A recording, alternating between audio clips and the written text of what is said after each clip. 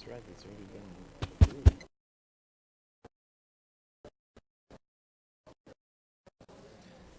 Okay, good evening, ladies and gentlemen. Welcome to the City of West Miami Planning and Zoning Board meeting of October 24th, 2017. Members present are Diana Rio, Gilberto Gonzalez. Yes. Myself, Joe Paz. Members Eugenio Gonzalez and Alvaro Lorido are excused. Also present is Juan Pena, Planning and Zoning Director, and Jose Villalobos, City Attorney. It is 7:43 p.m. for the record. Mr. Bennett.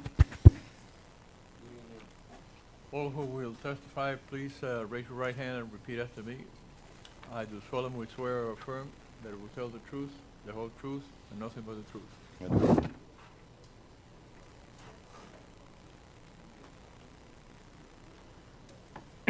Good evening.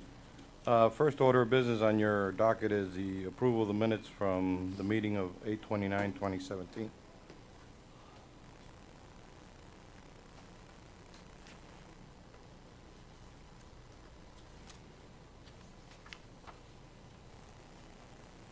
Okay, did everybody read them?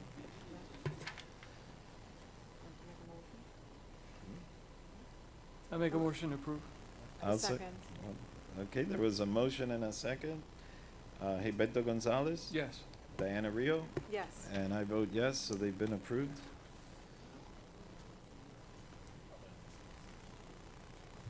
Next item on your agenda is a public hearing on the new business.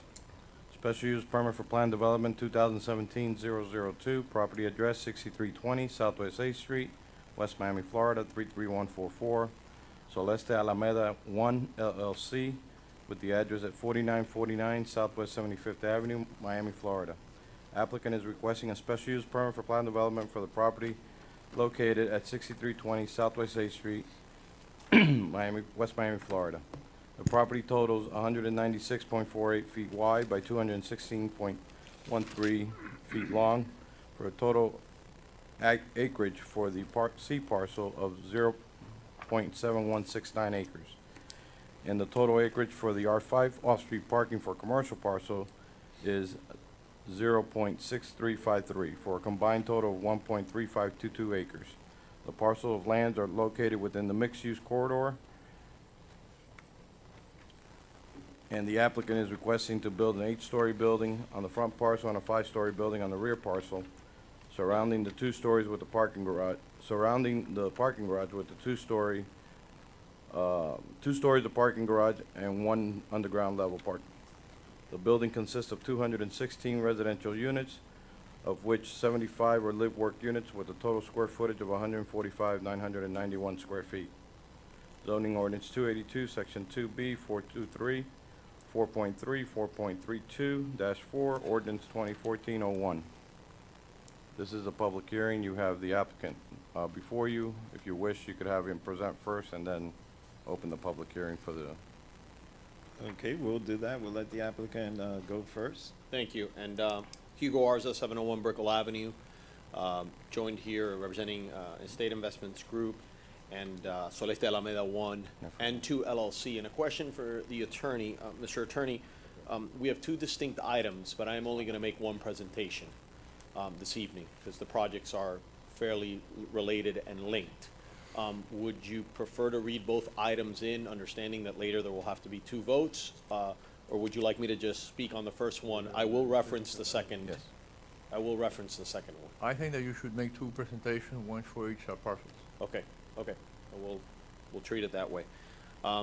Again, Hugo Arza, thank you for opportunity to be here this evening. I represent the State Investments Group and Celeste Alameda 1 LLC. I'm joined today by Robert Solis and Tony Castro, as well as our great design team from Caimares Martin and our traffic engineer, Richard Garcia. It's a pleasure to be here before you, seeking a special use permit for a planned development for the project that you see before you, which is in this first item today, what is known as the CVS site on the west side of 63rd Avenue on the south side of Southwest 8th Street. Tony, if you could, I'm going to ask Tony, and we're going to try and move along through this project a little bit. You guys, I am sure, are very familiar with the gentleman here to my left and right, and the beautiful projects and the impact that it's had on your community. What you see here in these renderings, there's nothing better than for me to tell you that you can go to 57th or 67th Avenue today and see what these look like in practice, in the flesh, so to speak, fully developed and fully built out. The renderings, as beautiful as they are, and the architecture as great as it is, actually sometimes don't even do justice to how great these buildings have come out for the three projects, Soleste West Gables 1, Soleste West Gables 2, and Soleste Club Prado, that have been already approved and built in your community. Talk a little bit about this particular parcel.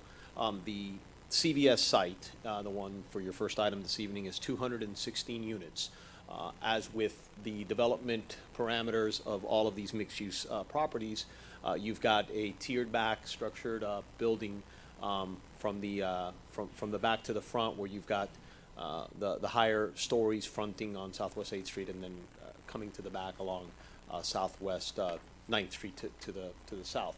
And the total unit count there, of course, is combining the two projects, but we'll stick to the first one. As with any project, what it represents in terms of the financial impact to the city is incredible. You've got the upfront permit fees and impact fees that you pay when you build a building and when you secure your development approvals, as well, of course, as the recurring revenue stream that you get from property taxes over the years. And a little later into the presentation, we'll run through what some of those numbers are already for the buildings that have been approved, and what we can project out reasonably for the next few years. Let me mention what you should be able to tell from what you can see here today, and certainly from visiting or seeing or driving by any of the projects that have been developed by this group. This is a market rate, high-end, high amenity, high luxury Class A product. This is not Section 8, and we've heard, folks with concerns. Put it candidly, and we're going to flip through some pictures. You do not build a building like this if your intent is to rent it out as a Section 8. It just would not make financial sense. The tens of millions of dollars that it costs to develop a building with this level of amenities requires you to seek out the types of rents that we have here on the screen, at least $1,600 per unit, and going up from the studios up to the 3 bedrooms. So, just to put your mind at ease, none of the buildings and projects that have been approved so far for this group in your city are Section 8, and certainly this one is not. And I hope that we don't have to say much more about that, but we understand that that is a concern, and we want to take it off the table right away.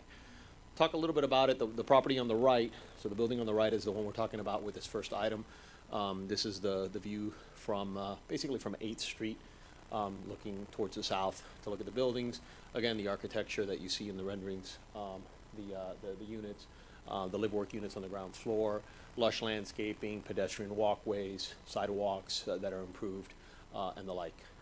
Tony, here's a view from the rear, and again, the one on the left, which is the wider building, is the CVS site, which is the wider site.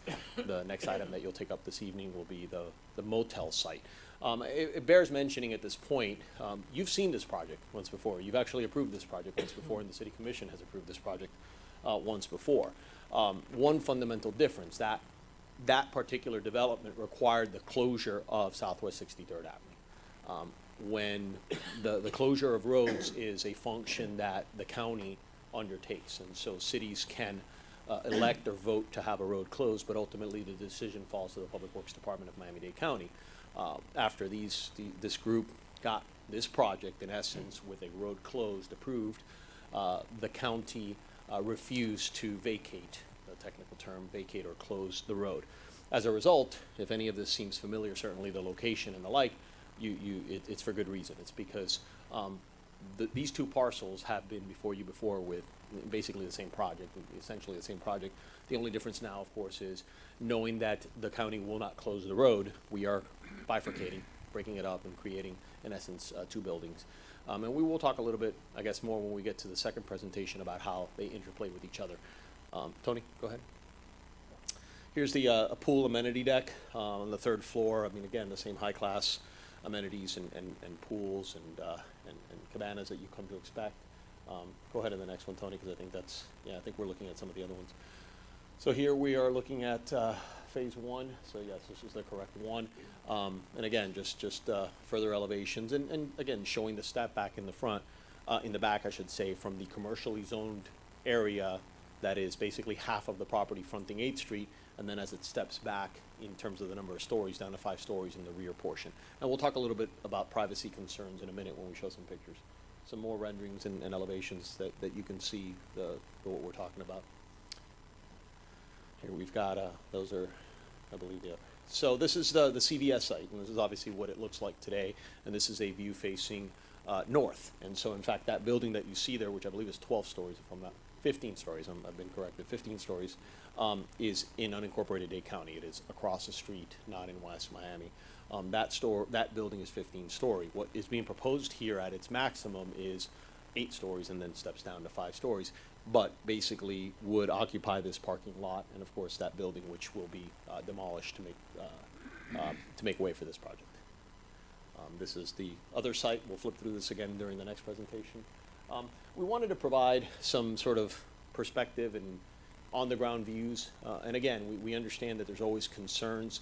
The city made a decision a little over 2 years ago, back in 2015, to redesignate certain portions of the corridor of the city, basically along 57th, 67th, and Southwest 8th Street, to allow and to encourage this type of development. And it's been, you know, obviously you can look at the Herald story back there about the successes, and we'll talk about some of the successes in terms of reductions in crime and the like a little later.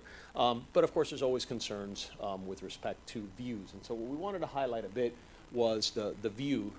Sometimes, I mean, none of us are going to be hovering 4 stories above the ground, right? I mean, none of us are yet flying around in jetpacks.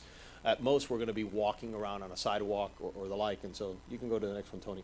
Some of these images, I think, serve to give you a sense of the scale when you're walking as a 5-foot or 6-foot or 6'3" person, what you're going to see with the landscaping that's already in place and the like. When you look at a rendering just like that, that is by design and done to just showcase the building so that we can talk about the building doesn't blend into the surroundings quite the same way as when you compare it to pictures from the neighborhood, and can see that with the lush and mature landscaping that this city enjoys, that so much of this area is going to be, and this development is going to be one that, you know, you have to basically be looking and craning and trying to seek out through trees to see a building because of the distance and the landscaping that's created. Tony, go ahead. Some more views from residents' homes. So here you're looking, and you can see the 15-story building in the distance, and you can see from this vantage point that those trees would block. In fact, they block a good portion of that building. Our building's roughly half the size. So our building, once developed, is going to be behind the trees that you see there from this particular vantage point. And again, just trying to emphasize a bit how the sight lines really do play out, and that this isn't a 2-dimensional exercise, but a 3-dimensional exercise, where when you look at it, you're out there in real person. The landscaping plays such a role. Go ahead. Again, we're happy to run through projects that you're very familiar with: Soleste, West Prado, Club Prado, and West Gables 1 and 2. And we'll ask Tony to just kind of go through. These are photographs. Go back, Tony. Can you go back one? Or is that? So, I mean, you know, we showed a rendering of the amenity deck for the proposed project that you have before you today a short while ago, and you can see it up on the top right hand over there. That's a photograph. The one that's up on the screen is a photograph of an existing building. But I think it's important. So many times I think that folks have that skepticism. Is it really going to look as nice? There's no doubt here today. I mean, this is a project that we know will look the way that it's rendered and the way that it was designed so beautifully by our design team. Again, the interior, the furnishings, the common areas, and back to the point, and again, the concern of there being any kind of issue with low-income rental, Section 8 rental, or any of that, and taking that off the table. Tony, if you can go back. I mean, obviously, the amenities that are provided for, from the pool deck to the common rooms, bar and billiards area, and couches, the flooring, the track lighting, and the like, is not one that could be justified from an expense standpoint with Section 8 rental income or anything like that. And so there are many, you know, projects in the greater community that might be that kind of project, or affordable housing or anything like that. This is not one of them. And let's just be abundantly clear on that. Tony, go ahead. Again, some more neighbor perspectives of existing buildings, and this is the point we were making before. You can kind of see it if you look at it. I mean, if you're standing on this person's yard, I mean, that is basically 1 block away. And again, the tree lines and the landscaping are gonna block.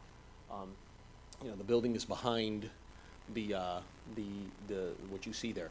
Here's some of the landscaping at the actual site, and again, all you need to do is drive up 57th or 67th Avenue to see this in person. The lush landscaping, of course, the improvements to curb and gutter and the parking and what goes along into that. Again, here, you know, a block away, a full block away, impossible to see. If I didn't tell you there was a building back there, you wouldn't know. Go ahead, Tony. Celeste Club Prado, so another one of the Estate Investment Group's projects, and again, amenities and a development platform that just is high-end, Class A. Some common areas and common spaces. So these properties are professionally managed, and again, to the point of the tenants, and we'll talk a little bit about the typical tenant mix that we have. I mean, it's a tenant mix of predominantly young professionals, you know, right? I mean, young professionals, whether they're couples or single folks who are interested in living in the center of it all, being able to get around to wherever they need to go. They may have grown up out west in Kendall and want to be closer to work if they work downtown or vice versa. And your city is blessed with such a unique and terrific central location. Lincoln Property Company is a national management company, and they will be responsible for the vetting, the credit checks of any renters, and then of course all of the different management practices in terms of ensuring that the upkeep of the building is consistent with Class A standards. You know, let's talk a little bit about the benefits to the residents in the city of West Miami. We mentioned early on about permit fees and impact fees and the like. Talk a little bit about the household income. The city of West Miami's census data, the average household income is $39,000. For Celeste West Gable and Celeste Club Prado, the average income of the folks renting were actually $95,000 in the case of Celeste West Gable and $170,000 per household. So per unit rented out. When they did the background checks and the credit checks, that is what it was coming out to. I mean, that is the folks that are living here, young professionals, maybe, you know, folks that are stepping down, don't need a big house anymore, but still want to live in the middle of it all, who are, again, you know, have incomes that are well above average and certainly indicate and are going to demand high amenities. I mentioned this briefly before, the 2005 ordinance regarding the development of a commercial corridor with intensity along the northern, western, and eastern boundaries of the city. When you look at this and you look at the sliver on the left of what's been built and what's available, you know, there is still, this does not exhaust what the city envisioned and changed their master plan to reflect. Put another way, this is precisely what the city, when it passed these changes, wanted to encourage by giving and allocating the abundance of acreage for that commercial / mixed-use development that you see here in this project. Another concern that we've heard from time to time in hearings is the issue of crime incidents, and that, you know, bringing in these buildings is somehow going to relate to higher crime rates. In fact, the opposite is true for the buildings that exist. We've seen for the Celeste West Gables project, which has been you know, in line and built for a little bit of time now, down to 3 incidents a year for that area or that particular piece of land, from previously 11 incidents a year from the city. And we check these numbers, of course, with the police department here at the city. So you see a 73% decrease for the same piece of land. So even though there's been obviously an intensification, a building built in that piece of land, you're actually seeing a lot less need for the police to respond to any concerns or issues. The CVS and the motel site, it's an even starker number for obvious reasons. CVS is a commercial site, and so, you know, it tends to have a lot more calls for vagrancy, for shoplifting and the like, breaking in, you know, somebody's getting a window smashed in a parking lot. I mean, there's a lot of reasons why, you know, commercial parking lots sometimes will have that kind of problem. So between 2007 and 2017, and these numbers are blended, so I'll be happy to repeat them, the CVS and the second site that you'll consider this evening had an average of 135 serious crime incidents, including assault, prostitution, drugs, and theft, we expect that to diminish considerably. The getting rid of a commercial establishment such as a CVS, and CVS moved down the road, the amenity is still in the neighborhood. I mean, obviously for folks who want to go to CVS and get their prescriptions filled and the like, CVS is just a couple of blocks away in their new facility. But, not having that commercial site with the calls that the police have, and then certainly, and I'll reiterate it with the motel site, and a motel that is a by-the-hour establishment, as they're known, tends to draw an element that unfortunately taxes the police force considerably. And we'll talk about that during the second item. But at the end of the day, you're going to see an incredible reduction in traffic. We're confident of that. Again, this is some numbers regarding the impact fees, the permit fees. So the bottom gray is the impact fees that are paid. Those are one-time fees that are paid to the city and to the county for basically the ability to pull your building permits and build. The permit fees are specifically tied to your building permits, and that's the sort of small gray area in the middle of all four stacks or rectangles. And then finally, probably the best one or most exciting one for the city is the perpetual annual real estate taxes that come about. The first two are one time, and we recognize that, although they're still significant numbers. But the green is actually a number that you can anticipate.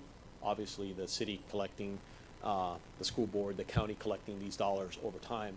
And as we've seen, we tax the infrastructure less, we tax the police less. It allows and affords an opportunity for the city's budget to grow without an equal need to deploy those dollars specifically for this project. Those dollars then become available, of course, for the entire city. Go ahead, Tony. Here we've gone ahead and actually combined our projects, giving a flavor of these projects, and again, the three that are completed and built, and then the ones that are proposed this evening, where we can anticipate that in year one of all four, those four buildings will pay approximately $6.7 million in taxes to the various government jurisdictions, and that by year 10, reasonable appreciation rate, we're not doubling or tripling it or expecting, 500% increases. We're being conservative. You're looking at a $10 million annual payment from these four projects to the various government authorities. One of the other concerns, of course, that we hear with any multifamily building and any building that has structured parking, that has parking garages, is the need for adequate parking, and then what are the concerns if the parking is not sufficient. And this particular project and the CVS site requires 362 spaces and provides in excess of that. They provide 381 spaces, so there's actually 19 spaces above and beyond what your code provides for. And let me take this opportunity to mention with respect to this application, and you'll hear it later with respect to the application, what's before you today in terms of a request is a special use permit for this type of development. There's no request for a variance of any type. There's no lot coverage, setback, landscaping, parking, nothing else. I mean, that is, we are building according to the code that's been set in place down to the last, to the last inch. There's no request for a variance of any kind. I think that's important. Many times a site doesn't allow you to make that, to design a building in that way, and so you've got to justify a variance of some type. None of that here. There's no variance. What your code requires for in terms of, or what it allows for in terms of height, coverage, parking, the like, is all according to code. No variances requested here today. Traffic. Listen, we live in Miami, the general Miami area, and traffic is a way of life for all of us. It really is. But there's a sea change going on in terms of the way development is happening, and obviously development is occurring along major transit corridors. And so when you present a study such as this one, you need to provide a traffic study that shows that you will not burden the levels of service that are acceptable for the particular roadways that abut the property. And so Richard Garcia, who's here this evening and would be happy if you have any further questions, has in his traffic study determined and shown that the acceptable levels of service are met during both the AM and PM peak hours of the day. Both were tested. Of course, in addition to that, the city, Mr. Pena and his team, and their staff have, of course, reviewed and concluded and made any questions or suggestions along the way if they had any concerns with that. But the evidence that you have here before you today is the evidence that this project will not degrade the levels of service beyond the acceptable levels as established by both your regulations and the county's regulations. And again, that's important. That's the evidence and the competent evidence that you have before you this evening today. We all have an opinion on traffic. We all understand, and we all maybe feel that there's too much or in one road versus another. But the study, of course, bears a different story, and we're happy to have him answer any questions. In conclusion, for this project, what you see here is a continuation of the vision that the city had several years ago and that has been carried out over the development of the first few projects. We're talking about a project that will add substantially to the tax base, that is not requesting a single variance, that has been designed specifically to to blend in with the surrounding neighborhoods, to make sure that the landscaping and the sight lines are not impacted. That is a high-end, high amenity, Class A product that is not going to be affordable housing or Section 8 or any kind of subsidized housing of any type. That will in fact be rented out on average from, excuse me, from $1,600 on up, from a studio on up. And that if history is absolutely any indicator, and there's no reason to believe that it wouldn't be, the evidence from the other projects that this group has developed in your city will show that the residents here are going to enjoy a high level of income, and that once built, these projects will actually end up and result in fewer police visits, fewer taxing of the infrastructure that your city may have. With that, I'd be happy to answer any questions that you have, Mr. Paz, or obviously that the board may have, and I was going to say, Mr. Paz, if I could, or Chairman, if I could, reserve some time. I know that there are some folks here, and I suspect that they're going to have some comments and questions. I would like to be able to address any of those at the end if it's possible. Sure, absolutely. I had a question to Mr. Pena. We have, as a board, have not heard of this project has not been submitted to us previously, correct? No, what was submitted before was Celeste Alameda, which was over a year ago, and that's the one that was approved by this board, and then it went to the city commission and was approved. That included the closure of 63rd Avenue. Okay. And then when it went to the county for approval to close the avenue, they did not allow it. So that's why it's back today as two separate projects. Okay, I must have been out that particular meeting. I thought it was the intercredit Yeah, I mean, one. I was going to say basically the last footprint would have covered it all, but the road will remain open in this configuration. Okay. Okay, would the board wish to open up the public hearing? Yeah. Okay, we'll go ahead and open up the public hearing. If any body in the audience wants to speak on this project, please go right ahead. Remember to identify yourselves, name and address for the record. Ms. Elena C. Bullrich. Okay. Teresa Fuentes Smart.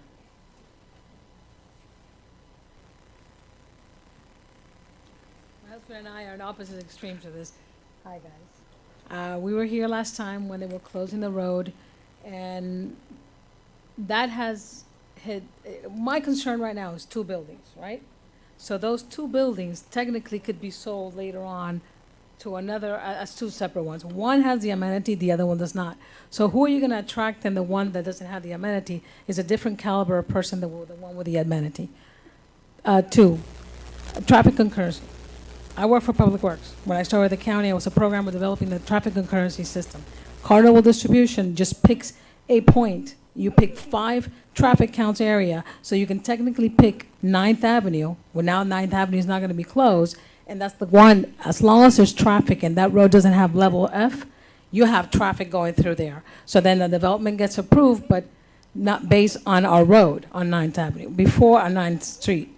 Before, when the road was closed, we were limiting the amount of traffic coming into the residential area.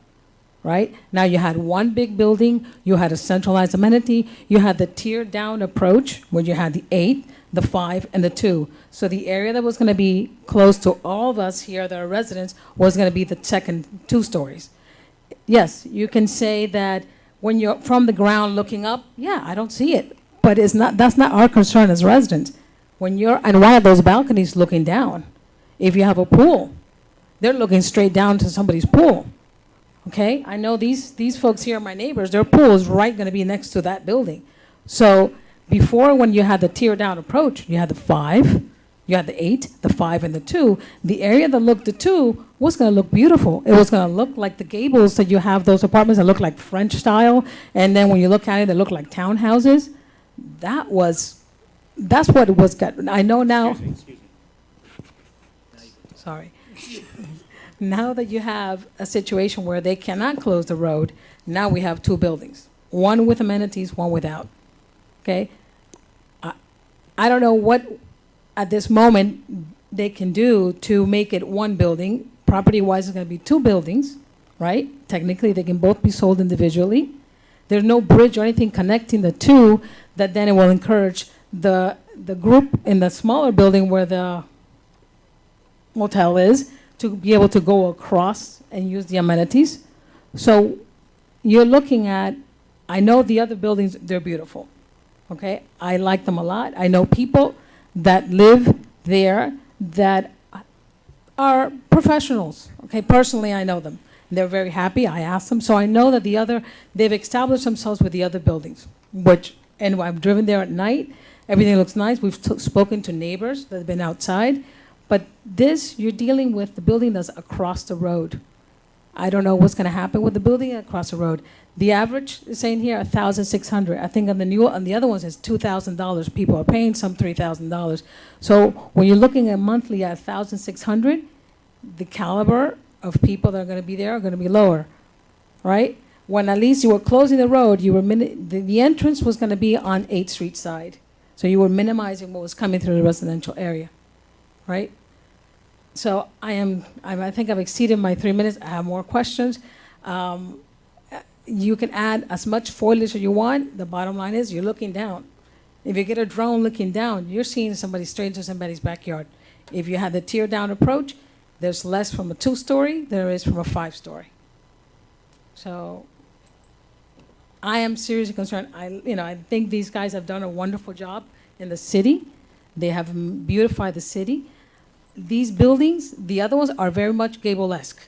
If you drive at night, they have the woodworkings on the top. It's very gable-esque. This, to me, is not gable-esque. So what are you going to attract? If you make it gable-esque, you're going to attract somebody that cannot afford to be in the gables, and it's going to be, young folks that, want to move out of their homes, and maybe they're professionals, but that's also another point of concern. And vegetation around it is lacking vegetation. This green area here, that's not there. That's just 8th Street across the street. So in the picture, it looks really pretty because you see it in green, but in reality, there's not much green. It's just sidewalk. So anyway, I've exceeded my 3 minutes, so I'll take it back. Okay, thank you. Wilfredo Cejas.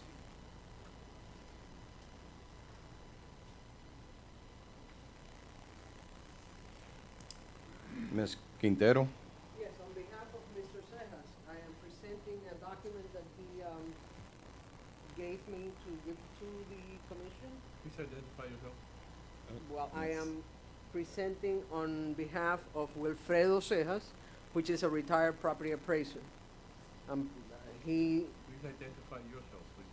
My name is Lillian Quintero, but I will speak on my 3 minutes. Please state your address, please. 6267 Southwest 10th Street. Okay, I am presenting this on behalf of Wilfredo Cejas that lives on 6386 Southwest 9th Street. Okay, Is there a copy? no, but I can get you a copy. Okay, would you like me to read it or hand it to you so that you can read what he had to say? You can read it into the Why record. don't you read it? That way it becomes part of the record and we can all. Okay. To the West Miami Distinguished and Honorable City Commissioners regarding the construction of 2 rental units, high-rise buildings on the south side of Southwest 8th Street and the following property address at 6320, 6390 Southwest 8th Street, and also he mentions the 6400 Southwest 8th Street. which is a third building that is in the works. I address you today with the most respectful appreciation of the work you do as a public servant and authoritative trustees of the community in the city of West Miami. I understand that we have evolved as a community the same way we have evolved as a nation and as humans. However, not all paths are conducive to positive changes that ultimately create a better society. It appears to me that the last few years this board presided by you elected officials who are supposed to be the protectors of the citizens of West Miami have undertaken an approach to decision makings that will inevitably change our neighborhoods and the city's way of living from one that for more than 69 years has been a quiet, residential, peaceful, desirable community to one that will undoubtedly bring, as it stands today, with additional approval of rental high-rise projects, undesirable crimes, excessive noise levels, street parking deficiencies, massive traffic jams through most, if not all of our streets, and the devaluation of our homes. All residential properties abutting or bordering these high rises will be classified by property appraisers as bearers of a deficiency called external obsolescence. External obsolescence is the loss of property value resulting from a negative influence outside of the property itself. It is generally incurable and can be further be defined as either economic obsolescence or locational obsolescence. Definitions. The definition of economic obsolescence, value of property loss, is caused by an occurrence or situation that adversely affects the employment, quality of life, or economics of an area. For example, loss of a major employer, a deteriorating rental market, or changes in zoning. Locational obsolescence. Value of property loss is caused by a negative influence outside the property due to its location. For example, abnormal noise levels, insufficient parking in front of property, traffic flow congestions in neighborhood streets, etc. As one can see, the erected rental high-rise buildings to date on 57th and 67th Avenue, respectively, will impact the value of the residential properties near, since most of the reasons for the devaluations are applicable under both the external obsolescence described above. Further note that is estimated rent rates for the rental high rises are not attained must likely be turned into Section 8 tenancy programs that will definitely further degrade the residential neighborhoods in the area. Also keep in mind that not only a residential home will come down in value, but market rental rates in the area will come down, as well as an owner wishes to rent his or her house. Be aware. You must also recognize that these devaluations will affect the city of West Coffers as well, because ultimately Miami-Dade County will have to collect taxes on lesser amounts of monies. I believe that this commission wishes to change the way life that West Miami has attained and fought for since 1947. The residents and voters should have to say so as well. Hence, some type of referendum where voters could vote is most appropriate. Let me remind you that West Miami seats are donated government land and was incorporated by a group of individuals that did not want to follow the rules of norm in the county and its sister city 7 miles east. In closing, let me bring forth another fact. The members of this commission have made promises to this community, such as keeping and maintaining the city of West Miami as a residential community, and this is why you get elected. You must keep your word and keep West Miami the quiet, peaceful, safe, and well-run city that it is today. I urge you to vote no for these two projects on the agenda today. If beautification is your intention, to vote yes. You have no idea of the nightmares you will bring along with these monstrous beauties long after they are gone, and possibly even after you have moved from West Miami, because you can't stand what you helped create. I ask you to be honest with yourself and the residents of this community. Thank you for your listening to my frustrations, Wilfredo Seas. Could I have the document, please? Sure.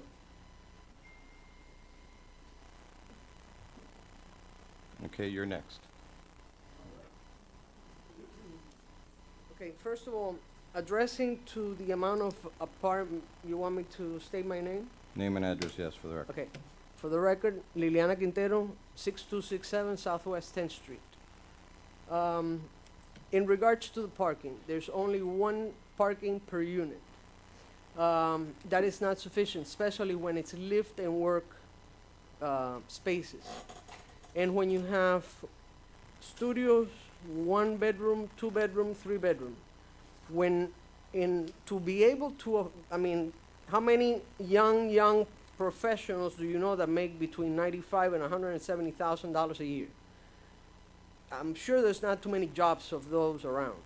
But anyways, for someone to be able to afford those type of rentals, you know, they have to have either a husband and wife, or they have to have a roommate. So 1 parking space is not enough for 1 studio, less for a 1-bedroom apartment. On a 2-bedroom, you're gonna have at least 4 people living there. So 3 other cars are gonna be parked in our streets, in front of our houses, blocking our driveways. That's just for the parking. Traffic is gonna be a nightmare. Remember, these buildings, they buy them, they develop them, they sell them. You don't know what the next investor is gonna turn them into. The ones on 67th Avenue, both of them were sold. One was sold empty. You don't know what that owner is going to do. The government is also giving incentives for Section 8 housing. If they turn it into a Section 8, which they cover those high rents, it would be something that you cannot take away. We will have a low, undesirable neighborhood, let's put it that way. Okay, when you have the type of people that are living on the other side of 8th Street, you have people that are not what you want to have in your side. Okay, and they will try to rent them as much as possible and turn around and sell them, because that's how they make their money. You know, it's not something that, no matter how pretty they make it seem, they're pretty now, but you don't know what it will be 2-3 years from now. That's going to bring crime. We're going to have no privacy, anyone that lives near to those buildings, because all privacy will be gone. When you have 8 stories high, they can see through the windows, through your backyard, and everywhere else. There's a number of things. The obsolescence. Any of the neighbors that live on 9th Street, 10th Street, they will have an external obsolescence that no one can take away. Whenever someone has to refinance their home or sell their home, their property value will be down, because of the noise, because of the loss of privacy, because of the traffic that we didn't have before that now we have. The streets will be crowded with cars. Now we have a quiet neighborhood. It won't be like this anymore. People won't want to have a house here. And then maybe they will come in and tear out more homes and build more big story buildings. So it's up to you. What do you want? You know, do you want to change money for quality of life? Because yeah, you're going to make a lot of money. Every time the building sells, they have to pay taxes. And Ms. Quintero, your time is up. thank you. All right, Thank thank you. you, Ms. Quintero. Next person is Annie Espinosa.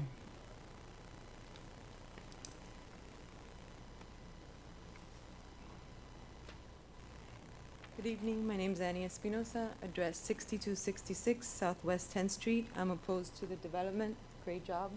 However, when I moved here based on location. I think West Miami is a well-established location, and I think building these developments, it's gonna bring the value down. I am concerned with the parking. I know it's 216 units, but I live on 10th Street, and I do think with visitors, spouses, and increased family, parking will be an issue. So that's all I have. Thank you. Thank you. Next person, Ralph Ore.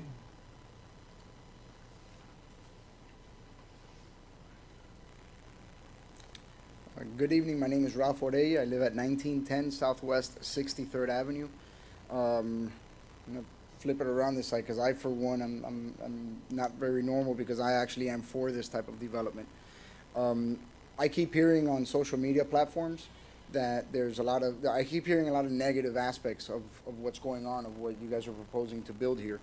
And I'm gonna be brief as I have a very limited amount of time. The first one being any benefits to the city. I've actually heard online that there are no tax benefits to the city, when in fact the city, from everything that I've been able to see, collects 30% of the revenue that is derived from taxes. That goes straight to the city. As a matter of fact, because of the first project that was made, and other factors, but because of the first project as well, the revenue to the city increased over $450,000 with this year's taxes. Property values. Since 2015, which is, I think that was maybe a year after you guys broke ground on 67th Avenue, am I correct?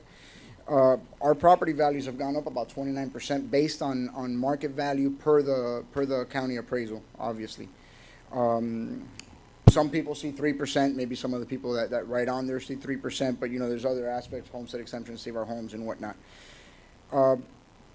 Everybody keeps saying for some reason the property values are gonna go down. Everything that I know about real estate, and I've been doing it for close to 20 years now, tells me that the comparable sales are really what tells you what happens. And although these properties aren't the same as our residential homes, I can tell you that the one in 67th Avenue sold for just over $57 million August of last year, and that equates to $278,000, a little over that, per unit. Another thing I can tell you is that at a sale price that high, having been in the real estate business for so long, that's, you know, sale prices per unit, sale prices like that are limited, and they're limited to basically high-end residential apartment buildings. And that leads me now to Section 8. I think the attorney stated it well when he said nobody's going to invest tens of millions of dollars to have a Section 8 building that looks the way that this does. Section 8 is limited in what they pay, limited in what two people can make, and quite frankly, people can't even afford the difference if they make the $41,320 that a family of 8, up to 8 for a 3-bedroom house, have to make. That leads me to the building across the street, because people keep mentioning that building as well. Bottom line, the building across the street, yeah, apparently it has a bunch of Section 8 housing in it. However, that building just makes sense for somebody who does Section 8 housing. They pulled out a loan, or actually they modified, or it was assigned from one bank to another back in 2012 or 13. They got a $13 million loan. Mr. Reyes, your time is up. Thank you very much. Next person is Thank you. Enrique Gámez. Sí, cómo no.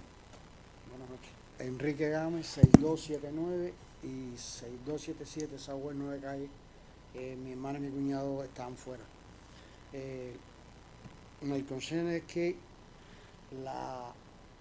el tiempo que dure la construcción, como My lo concern dije, is that the time that the construction lasts, sí, como lo dije la vez pasada, que es mi casa estoy a 10 pies de la My- construcción. El señor estuvo de visita. my house is 10 feet from the construction.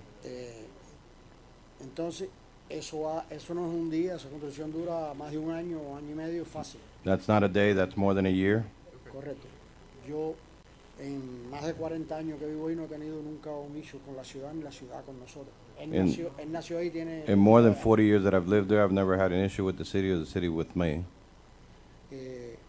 No estoy buscando que me paguen el mortgage, sino que me paguen un salario porque la casa está paga. I'm not asking for them to pay my mortgage or to pay me a salary, because the house is paid. Okay. Ahí están los utilities, el laundry room, los aires acondicionados, tenemos la piscina. The house is laid out with the utility room, the rooms, and the pool in the back. Okay. cuando empiece la construcción, si lo viene, que pasó, que se ensució, que se rompió, ¿con quién yo tengo que trabajar? ¿Con ellos o con la ciudad? Who do I have to work with Sencilla- if, in case there's any damage to my property? Sencillamente, porque hay que mantener, porque se va en su polvo, el debris, todo eso es inevitable. Porque lo Because vemos. the dust and the cracking is inevitable when you have a construction like that next to my house. Valor de la propiedad, posiblemente sabemos que vamos a perder, vamos a tener un gran problema con el tránsito y demás. Todo eso viene al futuro. In the Y- future, I y- think we'll have a problem with the property values and transit and traffic. Me preocupa como a todos los demás que han It worries me dado like su it worries opinión, everyone else that's in the room. pero de momento, si eso funciona, lo que me preocupa es mi seguridad y la de mi casa. But right now, the concern is the security of my house if the project is approved. Entonces yo me dirigiría con ustedes o con ellos para saber la... Do I deal with the city or with the developer? Ok, gracias. Gracias. Thank you. Next person is Lourdes Wolf.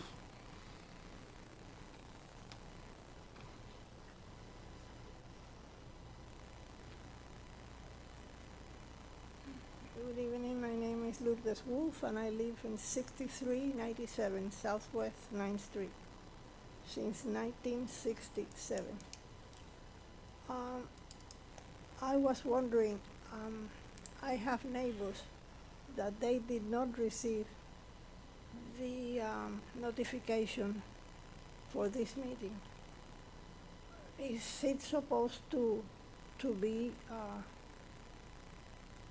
given to all the persons that live near? Because I live right there in the same block as CVS. And my neighbors, some of them, a few, they haven't received the notification. I did. One other thing, I didn't see this meeting posted on that thing. The marquee. The marquee. Yeah, that all the meetings are always posted, and I never saw this meeting posted, so they couldn't see it there. They didn't receive a notification. That's why this is empty. No, ma'am, that's an understatement. Well, That's, maybe. excuse me, Ms. Quintero, if you wish to speak, you need to go to the mic. That's number one. You're not going to interrupt me. I didn't interrupt you. Ms. Wolf, we notified 500 radius feet regarding the project. If you fall within the 500 radius feet, we send you a certified mail copy to your home. If you're not home when the postman delivers, he takes it back with him. And then it takes usually 2 or 3 attempts from the post office to return and bring it back to you. If you wish not to pick it up, that is your responsibility, not ours. But I everybody don't know. within 500 feet of that property was notified. I went walking my neighborhood, just one block. Mhm. My block and the block across the street. And the ones that didn't receive it, they say, I didn't receive it. They I didn't say- understand, but we have a full set of copies of all the envelopes that were mailed out. Okay. Well, the other thing is that I agree with the people that are against the project for all the reasons that they said. And besides that, they haven't talked about the commercial places, which again, not only the apartments are going to have more people around the neighborhood, but the commercial sites are going to have people coming in and parking their cars where? Okay, Ms. Wolf, that is the next item on the agenda. Does not pertain to this particular building. The work units, the commercial, will be heard next. Oh, well, okay, Okay? then that's it. Okay, thank you. And that is the last request I have for tonight. Okay, you want a rebuttal? Thank you. I'll be brief. Let me just run through, I've taken some notes and try and address some of the concerns that we've heard. There's an understandable concern and, with respect to the fact that there are two buildings here, and so the issue of whether the residents on the one side, the motel side, and you'll hear about it, we'll speak to that. I mean, obviously, the project before you right now is a building that is self-contained and has the amenities in it. When I present the next time, we'll talk a little bit about how we intend to ensure that the residents from across the street, obviously being part of the same development and same community, do cross the street. I'll just say that if you live in a garden-style apartment building, you know, you may walk 50 or 100 yards over to the pool area or to the to the gym or something like that, and it's a common occurrence. So we do not believe there will be any impact from that. You know, I want to commend the gentleman who sent in the letter for, you know, taking the time to write the letter. You know, unfortunately, the letter was rife with inaccuracies, and it's always difficult when someone reads it in. There's not the ability to have the person clarify or correct anything. You know, he referenced the destruction of a quiet residential community, undesirable crime levels, and excessive noise. Well, we went through our presentation and explained and showed all of you how, in fact, crime has come down. To our knowledge, and the city may be able to speak to this more, there have not been any spikes or incidents in noise complaints or anything of the like from the buildings that exist today. The loss of property values, and in a fancy word, obsolescence, making something obsolete, making it not useful anymore. So I pulled up the concern about the parking, the property values, and so Club Prado on 57th Avenue abuts. I just picked the next two houses next to it. So this home right here is 5751 Southwest 10th Street. This is the home next to Club Prado. And over the past 3 years, when that property was elaborated and developed, and the property appraiser's office would have had the opportunity to evaluate what was going on there, it has seen its assessed value go from $185,000 to $212,000 to $243,000. That's the property next door. That's the one that abuts the building that we're talking about. The one right next to it tells a similar story. That increase has been from $215,000 to $241,000 to $273,000. Don't be swayed by fancy words. The reality is that the property appraisers, the assessed tax value, the Miami Herald article that takes the property values from the county, all indicate that these buildings have done absolutely nothing to diminish property value, and quite the contrary, they've enhanced property value. There was a reference in there also to turning it into Section 8, and one of the other speakers about Section 8. It's not going to be Section 8. I don't know how many other ways to tell anybody.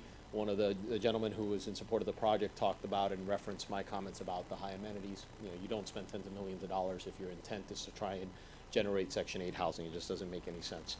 You know, parking concerns. The 3-bedroom units do have 2 parking spaces. There's 1.5 spaces per 2-bedroom, 1 and 2-bedroom units. So it does average out. And again, I would encourage you to ask the city if they have seen an issue with parking in the other communities. Every single one of the 4 developments that this group has done that are finished were overparked per code. And I would encourage you to ask. We think we're confident we know the answer. That there have been no spillage into the community. These communities, times are changing. Not everybody has a car anymore. I know it's hard to believe, but I can't tell you how many people I know that are ditching their cars or that their children are not getting licenses when they turn 16 and 17. Our world is changing, whether it's Uber and Lyft or ride sharing or whatever the case may be. It's just a very different mentality, and we are seeing parking demand go down across developments. In terms of construction impacts, I think, let me be very clear, and I'll tell him in Spanish too. Mr. Castro, Tony Castro here, will be more than happy to give him his card. We've had neighbors next to us for every one of these projects, and we've made ourselves available. Of course, they can go to the city, but one of the principles. Señor, mi cliente Tony Castro, con gusto le da la tarjeta a usted cuando terminemos esta noche para que si usted tiene cualquier pregunta, cualquier inquietud en cualquier momento, se dirija directamente a él para estar seguro que no tenga ningún problema. No, just wanted to take that opportunity. Again, you heard your notification issues. Obviously, this was all mailed to the right folks. 500-foot radius. There are no concerns with that.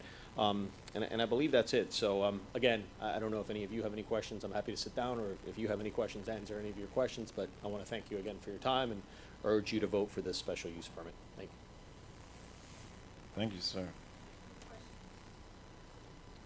It does.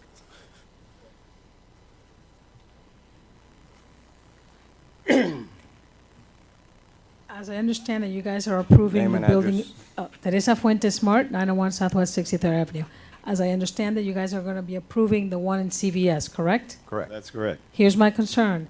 Again, there's 2 distinct properties. They can be sold separately. They're not associated before when they were when the road was closed. So there's two distinct properties, one with amenities, one without. They can technically be sold separately. If this is the case, can they make it appealing so it looks like it's one property? Example, a bridge across, going across the street. That way it makes it look like one building. This is two buildings. They can technically sell it to two different individuals, two different maintenance companies. If I am a rental, if I am a millennial, I don't want a building without no amenities. I want a gym, I want a pool. That other little guy right there has nothing. Okay? So that's one. And again, traffic, how is traffic gonna be diverted so it does not go into 9th Street, so it does not go into the residential area? Two big concerns. The first one is a biggie. You're gonna approve one without the other. Now there's two distinct properties. They could be sold. Thank you. Chairman, highly unorthodox. I'm not used to the back and forth later in the meeting. Look, I'm hamstrung a bit. If your attorney's okay with it, I'm happy to talk about the second building, but the reality is that what you had before you is the first building. And so it's a concern, you know, we'll talk about how we plan to make sure that the second building, the motel site, but I mean, it's unfortunately part of the way that this presentation is before you and the item before you. What you have before you right now is a CVS site. So it's not really, you know, I can't, you know, address how we plan to make sure that the folks that rent there are happy with their rental persuasively as part of this application, because I'm not talking about this building. So you're going to hear about that in a few minutes. So I'm happy to answer her question there. You know, in terms of traffic, again, you know, there are concerns, and she, you know, the woman, I forget her name, who had spoken before, mentioned that she had worked at Public Works. This is an infill project. Concurrency does not apply. We are inside. And so you just need to ensure and show that the impacts at intersections, as has been determined, will not degrade below acceptable levels of service. And again, we all have an opinion about traffic, but those are not substantial competent evidence. They're not reports by traffic engineers, just like the obsolescence letter by someone who says that they had been a property appraiser at some point can't be taken as evidence with absolutely no backing other than to say, I think this project is going to drive down property values, and then you actually have real hard concrete evidence that shows the opposite. So again, you know, we'll answer the second question later, but you know, I don't think that anything that's been said here is surprising to us, and hopefully we've addressed the concerns that everyone has. And again, if any of you have any questions, I'm happy to answer this. Okay, thank you. All right, does the board have any questions or comments? I have a concern about the south side, the side that faces 9th Street. Right.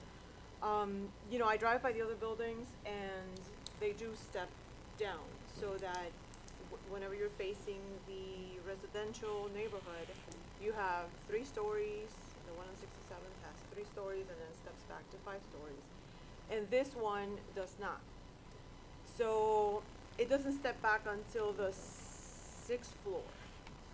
Is there any way that maybe the 4th and 5th floor can be redesigned, maybe taking off that part of the, you know, the south layer from the quarter down south, and then maybe redistribute those units up to the 6th floor somewhere, so that when you have the 1st floor, the 2nd floor, and then the 3rd floor would be residential, but it would still be set back a little bit more to create more of the stepping effect that we get on 6 or 7. Yeah. I'll let Mr. Solis. So Robert Cerise, principal for the estate companies, 4949 Southwest 75th Avenue. This is part of the result of not being able to close the street, because one of the things that we do not want to do is take advantage of the bonuses that the city allows us to do for parking, because we're in a commercial corridor. This parking is important for us.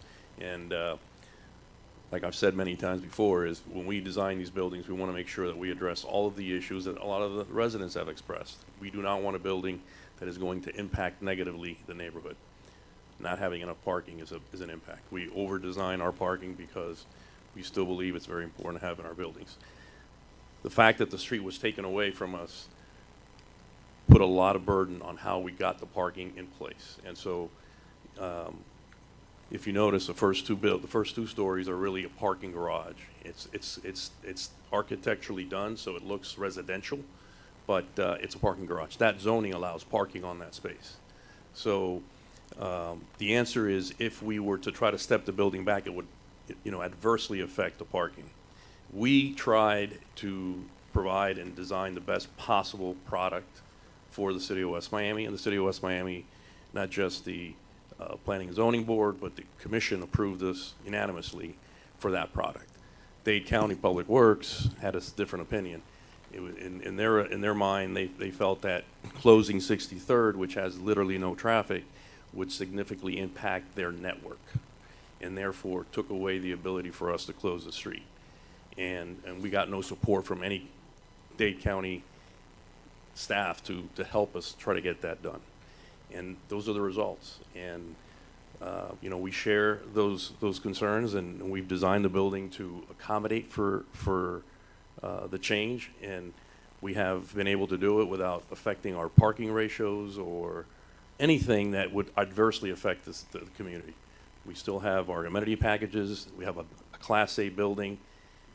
So that would be, like our attorney said, we are asking for 0 variances. This is built to the code. And this is, we have an approved site plan for this type of product, exactly what you've got in front of you. And, this is just a modification of a site plan due to the fact that we couldn't close the street, in a nutshell. So it would adversely affect the design, yes. Well, I'm not suggesting to remove parking. I'm suggesting to remove units. Causing the setback will do that. No, only from the fourth and fifth floor. If we were to put residential units on the first and second floor, we would lose parking. So what you're suggesting is just kick that back. Yeah. Or removing from the fourth floor, get rid of this chunk. Right. Fourth and fifth floor. Yeah, well, part of the design of the building also takes into effect efficiency. So for example, double stacking corridors is an important component for us to financially be able to produce the product. So,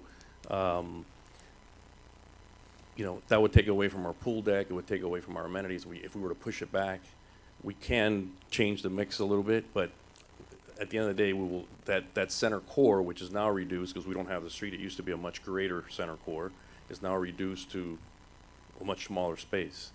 So it would impact that as well. It would impact the amenity deck. And quite frankly, as far as noise, we have impact windows. If you go to our buildings anytime, you can count the days you see people sitting in those balconies. Those balconies are not used. People put chairs out there. At the very most, they may go out and smoke a cigarette. Those balconies are, for the most part, not used. It's 90 degrees in Florida pretty much every day. So we don't generate any noise coming down. And most reality is most people don't sit on those balconies. But the zoning is approved for kicking it back 10 feet or 15 feet, which is basically what we have in the other buildings. Is not going to prevent what you're trying to prevent. You're still going to have the same angle.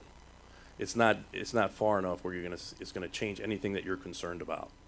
If you go to our other buildings, they're kicking back 10, 15 feet. It's a small step back. Right, and this is what that would do, removing that layer, that front layer, on the fourth and fifth floor. Yeah, what we would do is we would push it back a little bit. Okay, so we would push that same layer back a tad because we want to keep the double stacking. We would maybe lose a couple of units on the sides, which we can make up with the mix, but it would affect our pool deck. So our pool deck becomes even smaller. There's no way of attaching both buildings? There is no way of attaching both buildings because the street belongs to the county. It's a right of way, and the county is not going to give us any kind of connection. I don't know of any place where you see a building going across unless you're in downtown Miami where they have done, pedestrian walkways across buildings on streets.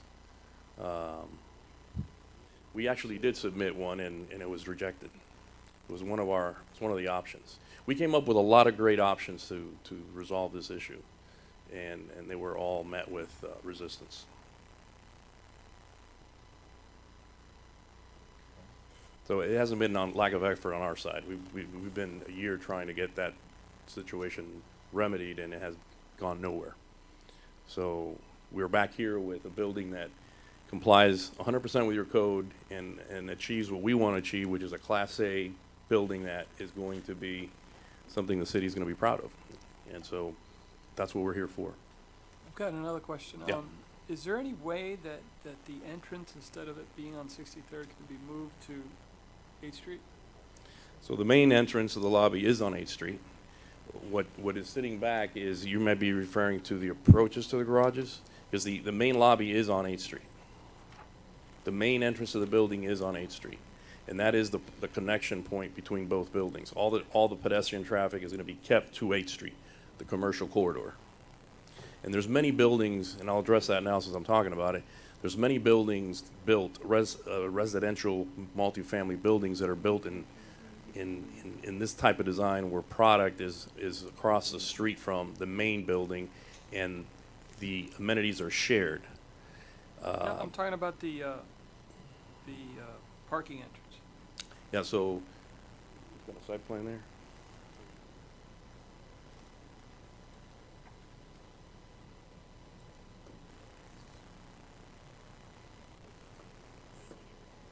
Yeah, no, we're not. So FDOT had given us permission to do a connection on their road when the street was closed. FDOT was not in opposition of closing that street.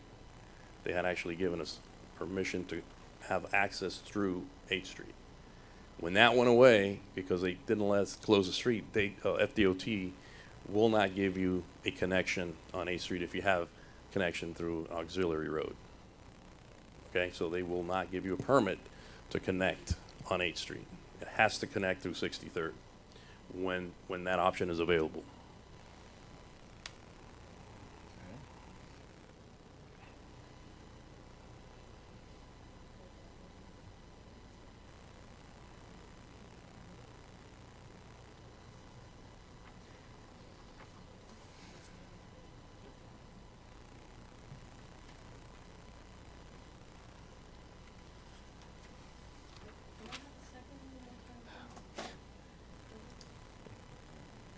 Mr. Paz, I mean, it's fine, but it is highly unorthodox to have this sort of back Okay, and forth. we'll I mean, have public it now. comment has been closed for some time. I mean, I understand, but, you know. Well, we're we gonna- have not closed it yet, but we will soon after perhaps Ms. Well, Quintero looks like she may want to I speak. know everyone who's itching to speak has spoken, you know, their maximum time. Teresa Fuentes Martin, 901 Southwest 63rd Avenue. I get it. You know, they're not going to reduce the numbers because they'll lose money. And when they had the street closure, Ms. Fuentes, please address the board, not the... okay, here's my thing. You're going to approve building in CVS.